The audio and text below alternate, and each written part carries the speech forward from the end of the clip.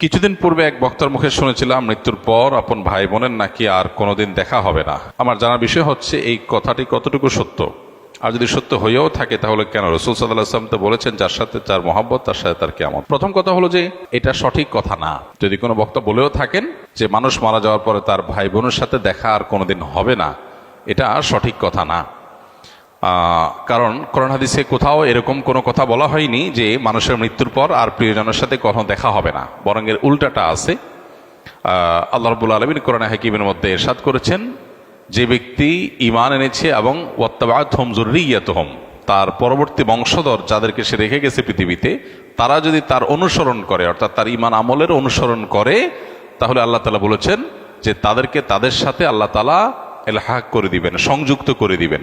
অতএব এই আয়াত বরং পরিষ্কার বলছে যে কোনো মানুষের মৃত্যুর পর তার আত্মীয় স্বজন বা যাদেরকে তিনি রেখে মৃত্যুবরণ করলেন, সে মানুষগুলো প্রিয়জনরা যদি তার আদর্শ অনুসরণ করে, অর্থাৎ ঈমান আমলের চর্চার মধ্যে থাকে, তাহলে তাদের সাথে কিয়ামতে বা আখিরাতে আল্লাহ রাব্বুল আলামিন তাদের সাথে সাক্ষাৎ এবং একসাথে থাকার সুযোগ আল্লাহ তাআলা দান করবেন। এটা এখান থেকে পরিষ্কারভাবে বোঝা যায়। আর এর পাশাপাশি নবী সাল্লাল্লাহু আলাইহি ওয়াসাল্লাম আরেকটা হাদিস আছে, আলমার ও মাআমান আহাব, অর্থাৎ মানুষ যাকে ভালোবাসে তার সঙ্গে সে থাকবে। সেটার একটা অর্থ হতে পারে যে একজন মানুষ যখন জাহান্নামী কোনো মানুষকে ভালোবাসবে, আপনি কার ফ্যান, কার ফলোয়ার, কাকে ভালোবাসেন, কাকে অনুসরণ করেন, এটার উপর নির্ভর করে আপনার গন্তব্য। একজন মানুষ যখন কোনো খারাপ মানুষ অনুসরণ করে, তখন তার সাথে কিয়ামত হবে, তার সাথে তার হাসর হবে, সে তার পরিণতি ভোগ করবে।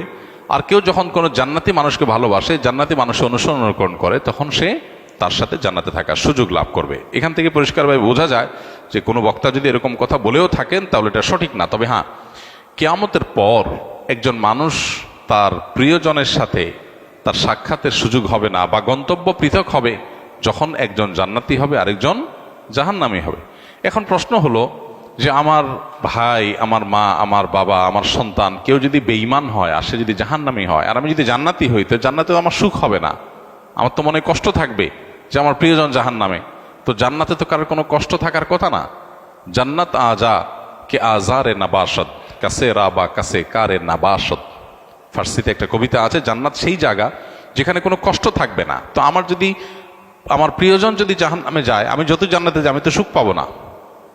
তাহলে আল্লাহ তাআলা আমাকে কিভাবে সুখী করবেন? উত্তর হলো, আল্লাহ রাব্বুল আলামিন আমাদেরকে জান্নাতে যখন নেবেন, বা আখিরাতের মারহালা বা স্তরগুলো যখন, লেয়ারগুলো যখন আমরা পার হব, আমরা দুনিয়ার মতো করে সেগুলোকে চিন্তা করি সাধারণত। এখানে যেরকম আমরা একে অন্যকে ফিল করি, মিস করি, আল্লাহ তাআলা সেখানকার পরিবেশ পরিস্থিতি, আমাদের মানসিক অবস্থা, সব কিছুকে আখিরাতের জন্য অনুকূল করে দিবেন। আপনার প্রোফাইল থেকে যদি আল্লাহ তাআলা তাদেরকে ডিলিট করে দেন, আপনার মেমোরি থেকে আল্লাহ তাআলা তাদের দূর করে দেন, যে আপনার আত্মীয়স্বজনের মধ্যে যারা জাহান্নামে গেছে, তাহলে আপনি কি তাদের কষ্ট অনুভব করবেন? আপনার অন্য সবকিছু ঠিক আছে, শুধু ওইটুকু আল্লাহর মেমোরি থেকে আপনার ডিলিট করে দিয়েছেন, তাহলে আপনি কিভাবে কষ্ট পাবেন? আজকাল অনেক কিছু বোঝা আমাদের জন্য সহজ হয়ে গেছে। দেখুন, যখন তথ্য প্রযুক্তি, জ্ঞান বিজ্ঞানের এই প্রসার ঘটে নাই, তখন কোরআন এবং হাদিসের এই আয়াতগুলো, এই নির্দেশগুলো, এগুলো বোঝাটা অনেক কঠিন ছিল। কিন্তু সাহাবা ইকরাম অকপটে বিশ্বাস করেছেন, তাদের বিবেক বুদ্ধিতে ধরুক বা না ধরুক। আজকে আমরা দেখতে পাচ্ছি দারুণ লজিক সেখানে আছে, যথেষ্ট যৌক্তিক গ্রাউন্ড আছে। আজকে 2025-এর পৃথিবীতে আল্লাহর দ্বীনের অনেক বিষয়, কোরআন এবং হাদিসের অনেক বিষয়, আখিরাতের অনেক বিষয় হয়তো আমরা বুঝে আসছে না। হয়তো সেটা 500 বছর পরের পৃথিবীতে এমন সব আবিষ্কার মানুষ হাজির করবে যেগুলো আমাদেরকে সেসব বিষয়গুলো বুঝতে সাহায্য করবে। তো যে ব্যক্তি নিজের বিবেক বুদ্ধি এবং সমকালীন লজিকের ভিত্তিতে দ্বীনকে বুঝতে চায়, সে গোমরাহ হবে। এটা তার গোমরাহির আলামত। দ্বীনকে বোঝার জন্য কোনো লজিকের আশ্রয় নেওয়া, এটা কোনো বুদ্ধিমত্তার পরিচয় নয়। আমি আল্লাহর কাছে নিজেকে সারেন্ডার করব, কারণ আল্লাহ আমার সৃষ্টিকর্তা। আমি যদি আল্লাহর সব কথার লজিক ধরে ফেলতে পারি, তাহলে আল্লাহ কিসের আল্লাহ হলেন? নাউজুবিল্লাহ। আল্লামা ইকবাল বলেছিলেন, জু সমঝ মে আ গেই ও ফির খোদা কিউ কর হুয়া। যাকে আপনি বুঝে ফেলেছেন, রপ্ত করে ফেলেছেন, তার সমস্ত নির্দেশের যৌক্তিকতা, যথার্থতা, তার নিষিদ্ধের যৌক্তিকতা, যথার্থতা যদি আপনি ধরেই ফেলেন, তাহলে তিনি আর আল্লাহ হলেন কি? আল্লাহ তো তিনি যার সব আদেশের যৌক্তিকতা আপনার মাথায় ধরবে না। তিনি তো অসীম। আপনি যদি তার সব কিছুকে রপ্ত করে ফেলতে পারেন, তাহলে তিনি সীমিত হয়ে গেলেন। আপনার বুঝে আসছে না, এরকম অনেক বিষয় থাকবে, সেটা স্বাভাবিক। আপনি যার অধীনে চাকরি করেন, আপনার মালিক, কোনো অফিসে আপনি কাজ করেন, কোনো কোম্পানিতে কাজ করেন, আপনার মালিক আপনাকে অনেক কথা বলে যে কথার যৌক্তিক গ্রাউন্ড আপনি জানেন না। আপনাকে বলছে তুমি এই কাজটা করো, কেন করতে বলছে আপনি জানেন না। আপনার কাছে এর বাহ্যিক কোনো লজিক্যাল কারণ নাই, কিন্তু আপনি জানেন তিনি যেহেতু আমার মালিক, তিনি যেহেতু আমার চাইতে অনেক বেশি বোঝেন, অতএব নিশ্চয়ই তার কাছে কোনো গ্রাউন্ড আছে, বিধায় আমি তার অধীনস্থ হিসাবে শুধু দায়িত্ব পালন করি, হয়তো আমার বুঝে আসবে পরে। একজন গাড়ি চালক, একজন পিয়ন, তাকে বলা হলো যে ফাইলটা তুমি অমুক জায়গায় দিয়ে আসো, আবার নিয়ে আসো, আবার দিয়ে আসো, আবার নিয়ে আসো। তার কাছে মনে হতে পারে এটা তো অনর্থক কাজ, কেন দিয়ে আসছি, কেন নিয়ে আসছি, এর দ্বারা লাভ কি? অনেক সময় দেখবেন অনেক কোম্পানির নিচের দিকে যে সমস্ত চেয়ারগুলোতে অথবা সাধারণ যে সমস্ত দায়িত্বগুলো আছে সেগুলো যারা পালন করে, তারা সাধারণত বসদের সমালোচনা করে, অহেতুক কাজ। সে বুঝে না কেন তার বস এগুলো বলেছে। বসের সব কিছু যদি তুমি বুঝে যাও তো তুমিই তো বস হয়ে যাবা। তোমার আর মালিকের মধ্যে পার্থক্যটা কি? যে তার সব কথার রহস্য তুমি বুঝবা না, তার যোগ বিয়োগ সব তোমার মাথায় ঢুকবে না, এটাই স্বাভাবিক। তাহলে আল্লাহ তাআলার সব যোগ বিয়োগ, আল্লাহর সব আদেশের সাথে যৌক্তিকতা তোমার কেন বুঝতে হবে? এটাই হলো সবচেয়ে বড় বিভ্রান্তি, এটাই হলো সবচেয়ে বড় ইললজিক্যাল, সবচেয়ে অযৌক্তিক কাজ, যে আল্লাহর সব আদেশ নিষেধের যথার্থতা আমার বুঝতে হবে। এই চেষ্টা করাটাই একটা হাস্যকর চেষ্টা। মানুষ হয়ে যদি আমার চাইতে অনেক দূরে থাকা, অনেক উপরে থাকা মানুষের আদেশ নিষেধের যৌক্তিকতা আমি না বুঝি, তাহলে সৃষ্টি হয়ে স্রষ্টার সমস্ত আদেশ নিষেধের যৌক্তিকতা আমার বুঝতে হবে, এটা মোটেও যৌক্তিক কোনো বিষয় নয়। তো যেটা বলছিলাম, যে প্রশ্নের উত্তরে এত কথা বলছিলাম, সেটা হলো যে আখিরাতে আল্লাহ রাব্বুল আলামিন কি করবেন সেটা নিয়ে আপনার আমার টেনশন নাই। আমাদের নাস্তিক বন্ধুদের অনেক প্রশ্ন থাকে, যে প্রশ্ন দেখে সরল মনা বা সংশয়ে ভোগা অনেক মানুষ তারা বিভ্রান্তিতে পড়ে যান। অদ্ভুত অদ্ভুত সব প্রশ্ন করে। ইমানদারের সমস্ত প্রশ্নের কমন উত্তর হলো আমি গোলাম কার? আল্লাহর। আল্লাহ আদেশ করেছেন, আমি তামিল করব। আল্লাহর সমস্ত আদেশ, সমস্ত নিষেধের যৌক্তিকতা বোঝা আমার জরুরি না। আমি যদি তার সব কিছু বুঝেই যাই, তাহলে তিনি আর আল্লাহ হলেন কি? তিনি তো আমার মতো মানুষই হয়ে গেলেন। আল্লাহ তো সে অসীম সত্তা, যার আদেশ নিষেধকে আমার সীমিত বিবেক দিয়ে সবকিছু বুঝবো না, এটাই তো স্বাভাবিক।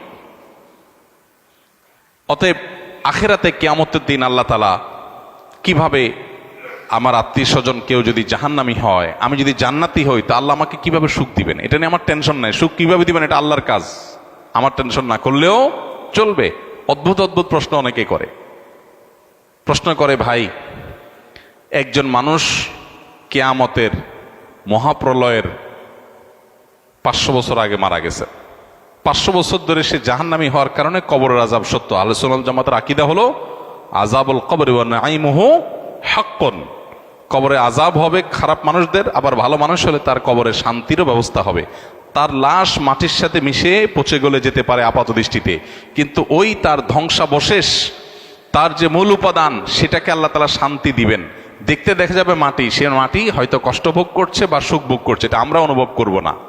আজকের পৃথিবীতে এটা তো বোঝা খুব সহজ। আজকের পৃথিবীতে এরকম বিষয়গুলো বোঝা একেবারেই সহজ। তো এই বিষয়টা সত্য। এখন প্রশ্ন হলো, যে ব্যক্তি কি আমাদের 500 বছর আগে মারা গেল, তাকে আল্লাহ তাআলা 500 বছর ধরে কবরের শাস্তি দিচ্ছেন।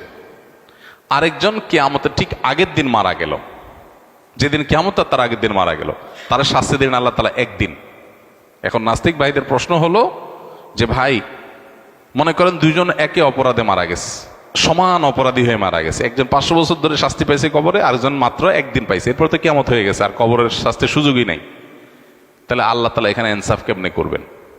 আল্লাহ কিভাবে ইনসাফ করবেন, এই টেনশন তার মাথায় ঢুকছে। আল্লাহ রাব্বুল আলামিন ইনসাফ করবেন, দ্যাটস ইট। আল্লাহ কোরআনে পরিষ্কারভাবে ঘোষণা করে দিয়েছেন, ওমা রব্বুকা বিযাল্লামিল লিল আবিদ। আল্লাহ তার কোনো বান্দাদের প্রতি কোনো জুলুম করবেন না, আল্লাহ জুলুম করেন না। আল্লাহ বলেছেন হাদিসে কুদসিতে, ইন্নী হারামতু যুলমা আলা নাফসি, আমি নিজের প্রতি নিজে জুলুমকে হারাম করে দিয়েছি। সো 500 বছর আগে মারা গেছেন, কিয়ামতের একদিন আগে মারা গেছেন, সেম অপরাধের অপরাধী, সমান অপরাধের অপরাধী, সমান দোষে দোষী, কিন্তু একজনকে 500 বছর ধরে শাস্তি, আরেকজনকে একদিন আগে শাস্তি। এই দুইটার মধ্যে আল্লাহ ব্যালেন্স কিভাবে করবেন, তার হাজারটা ব্যবস্থা আল্লাহর কাছে থাকতে পারে। আমারটা চিন্তা না করলেও চলবে। আল্লাহ করবেন ইনসাফ, এতটুকু নিশ্চিত। আল্লাহ জুলুম করবেন না, এটুকু নিশ্চিত। কিভাবে করবেন সেটা আল্লাহ ভালো জানেন, এটা আমার জানার দরকার নাই। এটা হলো ইমানদারের কথা। তারপরেও বুঝার জন্য ইব্রাহিম আলাইহিস সালাম যেরকম বলেছেন, আল্লাহ কিভাবে আপনি আবার প্রাণীগুলোকে একত্র করবেন, জীবিত করবেন, আমাকে একটু দেখান। আল্লাহ বলেছেন, আওয়ালাম তো মিন, তোমার কি ইমান নাই, ইমান আসে না, বিশ্বাস হয় না? বলছেন, হ্যাঁ বালা ওয়ালা কিল্লিয়াতমাইন্না কালবি। আল্লাহ তাকে দেখাইছেন। তো বোঝার জন্য বলা, একজন মানুষকে 500 বছর ধরে শাস্তি দিলেন আল্লাহ তাআলা, আরেকজনকে একদিনে শাস্তি দিলেন। 500 বছরের শাস্তি একদিনে। এই শাস্তির কোয়ালিটি দিয়ে দীর্ঘদিন ধরে দেওয়া শাস্তি আর অল্প সময় দেওয়া শাস্তি, দুইটাকে সমন্বয় করা সম্ভব কিভাবে? আপনি একজনকে 100টা কিল দিলেন, কিল, দুজন সমান অপরাধ করছে, একজনকে 100টা দিয়েছেন, আরেকজনকে একটা দিয়েছেন, দুইটাকে সমান করা সম্ভব না? সম্ভব না। এখন কিল মাপা যায়। এখন মানুষ কতটা জোরে আঘাত করেছে এটাও মিটার দিয়ে কি করা যায়? মাপা যায়। আপনি একজনকে ছোট ছোট করে 100টা কিল দিলেন, যে পরিমাণ কষ্ট পাবে, আরেকজনকে একটা বড় করে একটা দিলেন, সমান করা সম্ভব কি সম্ভব না? হ্যাঁ, 1000 কিল আর একটা কিল সমান করা সম্ভব কি সম্ভব না? হাতুড়ি দিয়ে এমন ভাবে জোরে দিলেন যেটা একদম নাই হয়ে গেল দুনিয়ার থেকে। আরেকজনকে 10,000 কিল দিলেন। তো এই দুইটার মধ্যে যদি ব্যালেন্স করা সম্ভব হয়, তাহলে 500 বছর আগে মারা যাওয়া মানুষ আর কিয়ামতের একদিন আগে মারা যাওয়া মানুষের শাস্তির মধ্যে ব্যালেন্স করা কেন অসম্ভব হবে? মানুষ সবকিছু নিজের মতো করে ভাবে, এই জন্য সে ভুল করে। আমি মানুষ, আমার সীমিত শক্তি সামর্থ্য দিয়ে আমি ভাবি, আল্লাহ তাআলা অসীম, অতএব তার দ্বারা অসম্ভব বলতে কিছুই নাই। কিয়ামতের ময়দানের আল্লাহ রাব্বুল আলামিন জান্নাতে আত্মীয় স্বজনকে যেরকম মিলিত করাবেন, আবার জাহান্নামে আত্মীয় স্বজনের রাস্তা ভিন্ন হয়ে যাবে, কিন্তু ভিন্ন হওয়ার কারণে জান্নাতের কোনো কষ্ট হবে না। সে ব্যবস্থা আল্লাহ করবেন। কিভাবে করবেন আল্লাহ জানেন, কিভাবে করবেন আল্লাহ জানেন। এক লোক প্রশ্ন করেছে, ভাই আমার তো বিড়ি খাওয়ার অভ্যাস আছে, আল্লাহ তো জান্নাতে যা চাইবেন তাই দিবে, তো আমি জান্নাতে বিড়ি খাওয়া ছাড়া তো আমার ভাল লাগবে না। যদি আল্লাহ আমারে জান্নাত দেন, যদি আল্লাহ আমাকে জান্নাত দেন, হতে পারে না যে অনেক গুনাহ করার পর আল্লাহ মাফ করে জান্নাত দিয়ে দিয়েছেন, হতে পারে, ইমানদার হলেই হলো। তো আমি ইমানদার মুসলমান, আল্লাহ আমার সব মাফ করে জান্নাত দিতে পারেন, সুযোগ তো আছে। যদি দেন তো আমার তো বিড়ি ছাড়া ভাল লাগবে না। তো জান্নাতে গেলে আল্লাহ আমারে বিড়ি দিবেন কিনা? দিলে জান্নাতে বিড়ির মতো নোংরা জিনিস থাকলো, দুর্গন্ধ। আবার যদি আল্লাহ না দেন, তাহলে আমার জান্নাতে সুখ হবে কেমনে? তো উত্তর হলো, আপনার অন্তরে যে বিড়ির চাহিদা আছে, এই নোংরামি আল্লাহ তাআলা দূর করে দিবেন, এটা আর থাকবে না আপনার মনে। সম্ভব কি সম্ভব না? সম্ভব, বিভিন্নভাবে সম্ভব। অতএব এই বিষয়গুলোকে আল্লাহ তাআলার উপর ন্যস্ত করা দরকার। আখিরাতের বিষয়গুলোকে আমরা নিজেদের মতো করে ভাবা ভুল।